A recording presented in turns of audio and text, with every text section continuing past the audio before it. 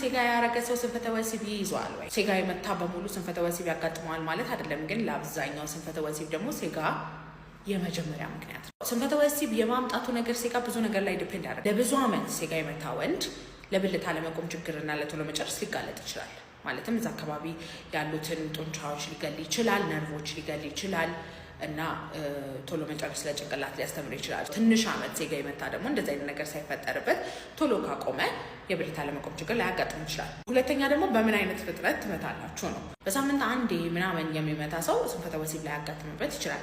ግን አንዳንድ ሰዎች ደግሞ አሉ በየቀኑ በቀን 3 ምናምን ሴጋ የሚመቱ እነሱ ስንፈተ ወሲብ ራሳቸው ላይ የማምጣታቸውን ቻንስ በጣም ከፍ ይላል። በሳምንት አንዴ ብላችሁ ትንሽ ጀምራችሁት በዛ ያበቃ። ስሜቱን ስለምትወዱት በየቀኑ በቀን የተለያየ ጊዜ ተደጋጋሚ ምናምን ማድረጋችሁ አይቀርም። ስለዚህ ሴጋ አለመነካካት ነው የሚሻለው እንደዚህ አይነት ስንፈተ ወሲቦች ከማምጣቱ በፊት። ከዚህ በፊት ደግሞ ሴጋ እየመታችሁ አሁን ስንፈተ ወሲብ ያጋጥማችሁ ቶሎ መጨረስ የብልት አለመቆም ችግር ካለ መታችሁ እንደ አግባብነቱ ሕክምና ልንሰጣችሁ እንችላለን። በማንኛውም ስንፈተ ወሲብ መታከም ከፈለጋችሁ ባዮ ላይ ባለው ስልክ ቁጥር ደውላችሁ ቀጠሮ ማስያዝ ትችላላችሁ። በሬ ሁልጊዜ ክፍት ነው።